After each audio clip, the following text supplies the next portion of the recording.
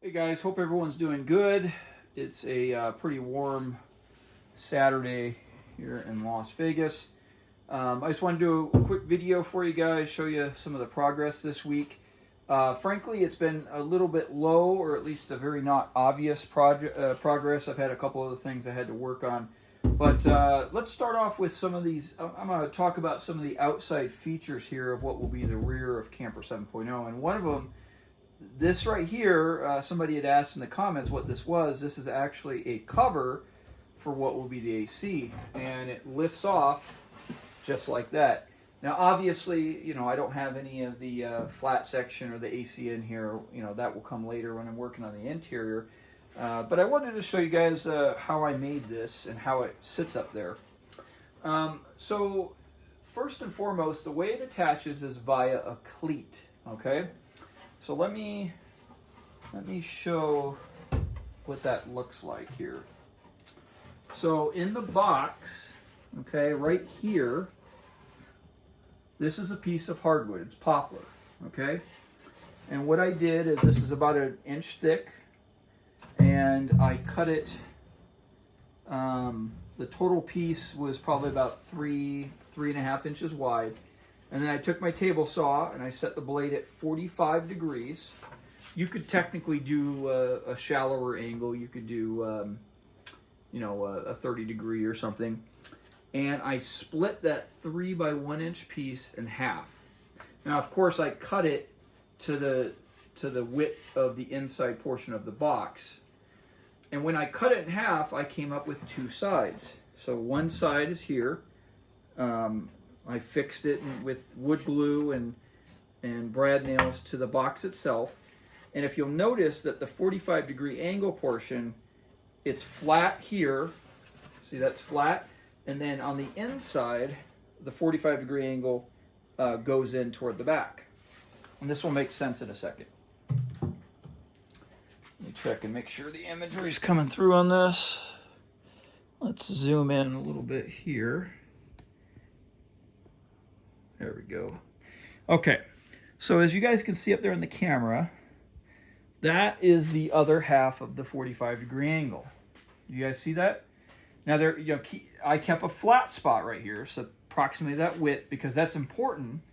And what I did is I glued it with wood glue on that flat part against the top section here of the wall, and I used a couple brad nails to fix it in place. Keep in mind, wood glue for this application is very good. It's a very flat, smooth surface. It's wood to wood. And with a good glue joint, when this hardens up, it will be it'll be basically as strong as, the bond is, as strong as the wood itself. But you'll notice that the 45 degree angle goes out. So there's actually, watch my fingers, there's a little divot in there, okay? And what that allows to happen is, because the divot in the box section goes in, when I rest this over the top, the pieces come together. And then you can see I grab this. Let me do a little wide angle in here. This thing's going crazy here. So when it locks into place, this thing is going nowhere. Now, it can lift up a little bit here on the bottom. And then when you take it off, you just lift it off like that, and you put it like that. Now, how do I secure this so when I'm driving it doesn't bounce around, and for security so nobody lifts it off and crawls in? Well, that's where these pieces come into play. Let me zoom in here. Now, keep in mind, this is not painted, so it's probably not super pretty looking here. So this is just, again, a piece of hardwood. And the reason I use the hardwood, I'll talk about this hardware in a second, but this piece, okay, and if you look here, it's 2 pieces. I basically took one piece, cut it in half. This angle is just decoration. That doesn't necessarily have any functional purpose. This is just a, oh gosh, what did I do on that? I think I did a 30 degree angle on that. Again, that's just decoration. But you see, this piece is, this piece is fixed to the wall here, and from the back side, I actually drove some screws in there. That's one of the reasons that you want to use a hardwood, because it's going to hold the screws really well. Plus, this is going to be kind of a wear item, right? It's going to be going on and off. If you used a softer wood, it kind of might wear out in time. But the next benefit of using the hardwood is this right here, this lock. And this is called they just call it a locking hasp, okay? So the way that this works is it's make sure that's showing up here. Okay, it's hinged right here, okay? And the way that the hinge is made is that when you drive the screws through here, when this is in the closed lock position, it will cover up the screws, so it's not like somebody could just go in there and unscrew it. And what I'll do is I'll actually attach this portion, the hinging portion, to this piece of hardwood. And again, that's why the hardwood's important, because it'll hold the screws really well. And then this portion, which actually contains the lock cylinder, will be here. And then when I want to lock this in place, this will go across here, and you just lock it. And what that will do is that will prevent this from lifting out, because this piece is fixed to this piece is fixed to that, and then in the lock position, they're fixed together. And then that will prevent this thing from bouncing off and provide some security. Now, obviously, if somebody really wanted to get in here, they could probably, if there's a will, there's a way, and somebody could probably pry this off. But it would give them a little bit of a hard job, and because it's a hardwood, it'd be a little bit harder to do. But that's the general way in which this thing attaches to this and how it's secured. Now, these particular hasp blocks, let me show you guys the packaging here. This is one I bought at Lowe's. You guys can see it right there. But I have bought some on Amazon where it came with two, and both of them were keyed the same. Because I'll tell you this, it's a pain in the butt to carry a bunch of those different keys and figure out which one does it. So if you were to use, say for example, you were going to put one on each side. Frankly, I'm going to probably just put one on one side, see how it feels. But it would be a pain in the butt, as you guys can imagine, to have two different keys. So you can get these on Amazon. They're a little hard to find, but where they're keyed together. Okay, and then let's get to the box itself. I'm going to move over here to the workbench.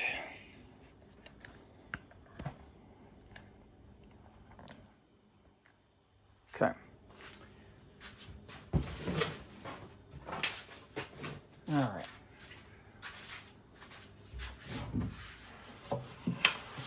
Another little thing is on those side pieces, because everything will be painted, it'll take up a little bit of space, so you might want to just have a slightly loose fit, if that makes any sense. Adjust my tripod here. So as you guys can see, this piece, and this is just glue and screws from the back, this is secured to this sidewall. All right, so how did I make this box here? These boxes actually work out pretty good. You'd think they'd be more challenging. So we talked about this hardwood piece, which makes up one of the two pieces of the overall cleat. The perimeter of this, including the top, is actually just 1/2-inch plywood, glued, and I actually attached it with some of those 1/4-inch narrow crown staples. I really like those for their holding power. But with the wood glue in here and the narrow crown staples, this thing is very sturdy. This back piece here, which is just attached on the back, is just a 1/4-inch ply. And that's just, again, with glue and those 1/4-inch narrow crown staples. After I paint this, or put the coating on it, I'll probably put a 1/2-inch to 1-inch piece of insulation in here, just to provide a little bit of insulation for the camper when this is in its closed position. And really, it's that simple. It's basically just a box that's put together with the 1/2-inch ply. You know, the front section here is just a 1/4-inch ply. Wood glue and narrow crown staples for the bulk of it. This angle right here, I did that to help with water runoff. And I just did this at a 22.5. The upper angle, let me flip around here. This angle up here that dips down from the roof, that comes out to about 17 degrees. And so this one, I just did it 22.5. I mean, it's kind of arbitrary, but it just a kind of a continuation of the angle. Obviously, the angle's not the same, but that was purposeful on my part. And then I actually still have to do some finish sanding, but because this will be completely painted, I just went through with that wood filler we talked about last time, and I've just been slowly filling in the holes and so forth. And in a nutshell, that's pretty much it. That's how this box, oopsies, that's why I break tools, right? But that's pretty much how this box works. So let's move over here, and I'm going to show you another idea I have here. All right.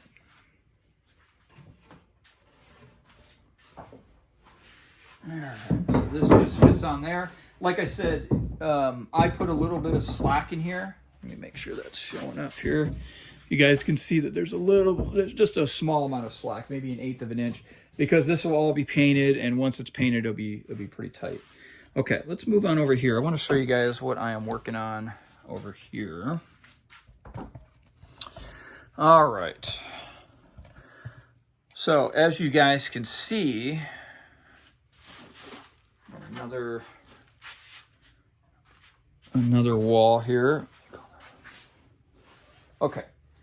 So this right here is the wall that's on the other side of the door to the AC cover, okay? And let me grab one thing. Hold on a second, guys, here. Ugh.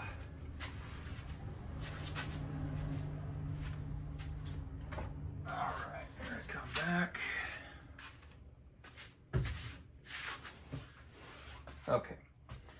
Okay, so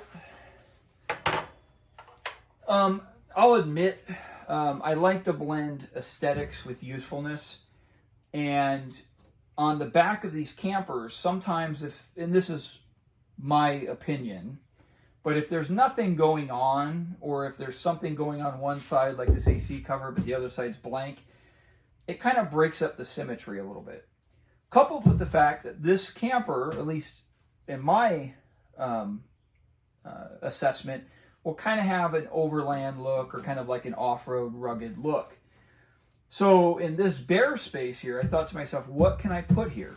And I know it's trendy, and I think it's debatable how necessary, well, I don't want to get into it, but it's trendy. But nonetheless, there could be some usefulness, but it also kind of balances out the look. And I wanted to create a place to where I could mount some traction boards, such as these.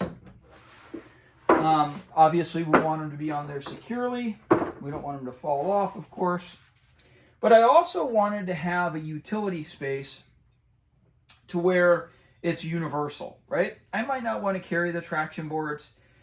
Again, I don't want to get into debate about their usefulness. I don't know how it is where everyone else is watching, but out here in Las Vegas, I feel like about every third pickup truck has some big rack and traction boards and a table or a rooftop tent on it. It's just kind of a trendy style thing. And frankly, me putting those on here is partially that. Now, there is a usefulness for traction boards. I've frankly never actually used, I'm lying. When I was a very young man, I drove a front-wheel drive Volkswagen, what was it called, a Golf or a Cabriolet. It's one of those, it's got a convertible top. I actually kind of like the car, but I drove that car into a sandbank and got stuck, and I don't even know if traction boards were a thing back then, but I found a board, and that was, I obviously dug myself out, and that's what got it. So I've technically used a traction board equivalent, but in my modern time of having a four-wheel drive pickup truck, I've done a lot of off-road driving. I've never had to use one. Now, I'll admit I'm relatively conservative and careful about picking my path, and I've been known to not go forward if I think the path is going to create a scenario where I might be stuck, so I might just be more conservative. But anyways, that's all side discussion. I'm going to put traction boards on here. Frankly, a lot of it's aesthetics, but some of it's looks. But in my mind, I also wanted this space to be somewhat universal for other things. I don't want to just has to put traction boards on there. So what I came up with was this system. I found this, and this was on Amazon. This is just advertised as a folding step. Okay. Now this is steel, So it's got a big mounting surface, and then it's got this little step, and it's got some sort of spring board or spring piece of metal in there that kind of holds it in its up and down position. And what I'm going to do is with this step, make sure this shines low enough here. Let me lower this a little bit. There we go. So this is toward the bottom of the camper. Now keep in mind the tailgate will close right here, so I got to be above this point. I haven't done it yet, but I'm going to reinforce the frame on the interior, and then this step is going to bolt roughly here, maybe a little lower. So you can imagine it's there. I'm going to keep it black.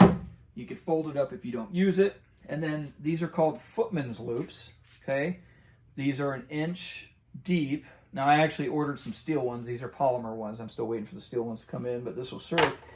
And I'm going to put a couple of these on this section, on these sections here. Now what these are meant to do is you could take 1 inch webbing, so from like a ratchet strap, for example, and so these will be counter positioned across here. I'm probably going to do 3 or 4. I haven't quite made up my mind. These won't go on until after this is painted. And what that will allow me to do is if I don't want to use it, the step can fold up like this. And if I am going to use it, the step can come down. And then now I have a very secure lashing point, right? So if we mock this up, this step would be here. Traction boards will lay on there. I could run some ratchet straps through there. This will be very secure. However, it's also a nice lashing point for other stuff. So I don't snowboard, but I thought in my mind you could probably lash a snowboard up here. Perhaps maybe a pair of skis. I mean, really, your imagination is the limit because you have this nice, secure lashing point to where you can use ratchet straps, tie stuff down on there. And in my purpose, I like it. Obviously, I'm putting in the traction boards at least 50% for aesthetics and style. But I also wanted to make sure that this was useful. And so that was my solution. So I just wanted to share that with you guys. I thought it was a pretty clever solution to make this useful. And in terms of the AC cover, you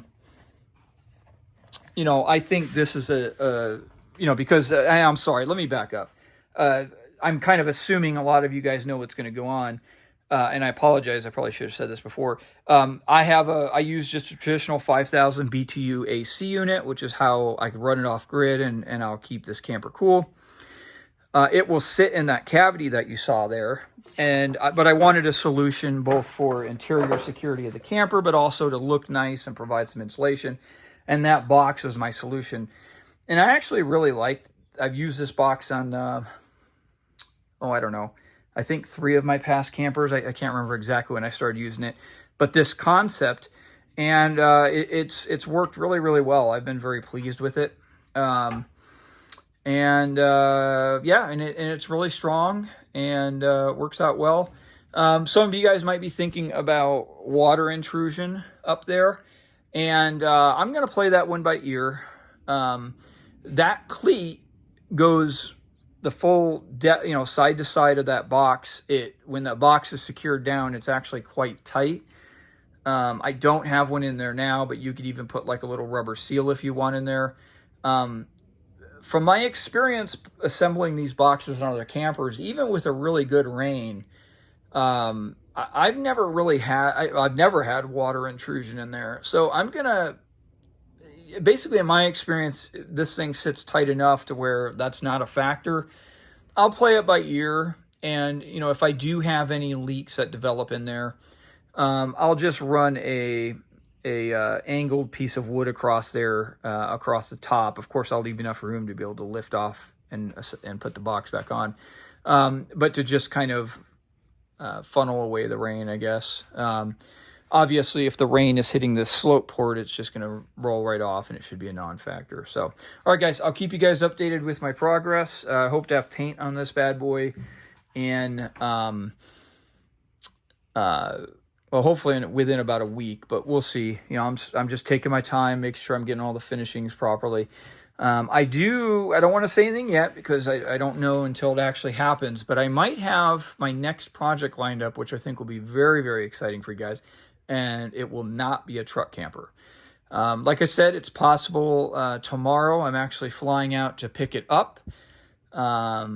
Obviously it's possible that something with the sale falls through, but assuming it goes through, and I will do a video to show you guys, I'm going to finish 7.0, obviously one project to the next, but it will be a project that I will start probably midsummer and into the fall, and I think it will be new from what you guys seen, and I think you'll be very excited. So, all right guys, talk to you later.